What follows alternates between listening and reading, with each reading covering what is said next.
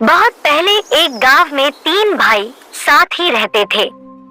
उनके घर में एक फल वाला वृक्ष था। उन भाइयों में से एक भाई उस वृक्ष की रखवाली के लिए हमेशा वहीं रहता था।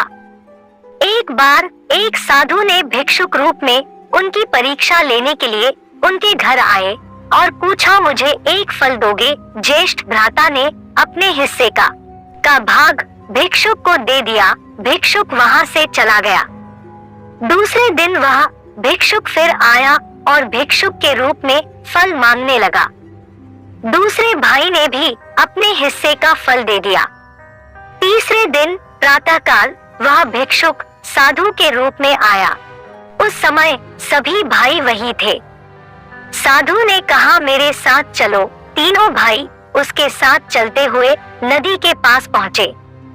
साधु ने कहा, मांगो, क्या चाहते हो? ज्येष्ठ भ्राता ने कहा, कितना अच्छा होता यदि इस नदी का जल औषधि के रूप में बदल जाता। उसी समय नदी का जल औषधि के रूप में बदल गया।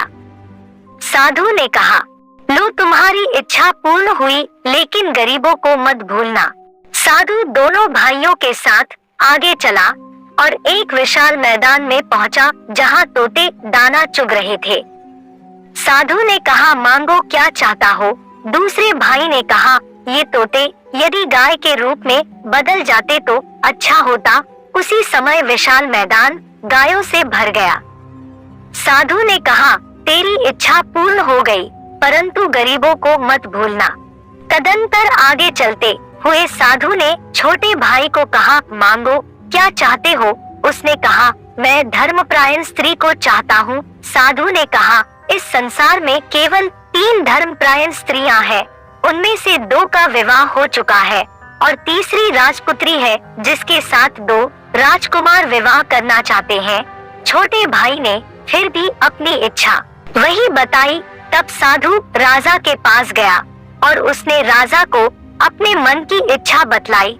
राजा सोच में पड़ गया कि अब मैं क्या करूं? साधु ने कहा, केले की 3 डालियां लाओ, उन तीनों में इनके अलग अलग नाम लिखो और रात्रि में बगीचे में गाड़ दो। प्रातःकाल जिस डाली में केले लगेंगे उसके साथ इस राजपुत्री का विवाह होगा। राजा ने यह स्वीकार कर लिया। सुबह छोटे भाई के नाम की डाली में केले लगे हुए थे। आथा उस छोटे भाई के साथ राजकुमारी का विवाह हो गया। वे अपने देश की ओर लौट आए। 1 वर्ष बाद साधु ने विचार किया, देखो कि वे भाई क्या कर रहे हैं। भिक्षुक के रूप में बने भाई के पास आया। साधु ने कहा, बेटा, थोड़ी सी औषधि दे दोगे? क्रोध से वह कहने लगा, बेवकूफ, शीघ्र यहाँ से चले जाओ, मैं बिना मूल्य के औषधि नहीं देता। साधु ने क्रुद्ध होकर कहा, तू गरीबों को भूल गया है, पहले की तरह अपने पेड़ की रक्षा करो। उसी समय उस जगह औषधि पानी में बदल गई। साधु अब दूसरे भाई की परीक्षा लेने निकला। भिक्षुक वहां जाकर कहने लगा, पीने के लिए दूध दो। उसने कहा, मैं आलसी को दूध नहीं देता हूँ। क्रुद्ध होकर साधु ने कहा, तू भी निर्धनों को भूल गया है, पहले की तरह ही पेड़ की रक्षा कर। साधु शीघ्र ही छोटे भाई की परीक्षा के लिए निकल पड़ा, जो जंगल में झोंपड़ी में रहता था। भिक्षुक ने कहा, मुझे कुछ भोजन दो। छोटे भाई ने कहा, हम निर्धन हैं, फिर भी आप सुखपूर्वक रहिए। उसकी गरीबी को देखकर साधु ने कहा, तू गरीबों को नहीं भूला है, तेरा कल्याण होगा। साधु की कृपा से झोंपड़ी की जगह विशाल महल बन गया। अनेक नौकर इधर उधर घूम रहे थे।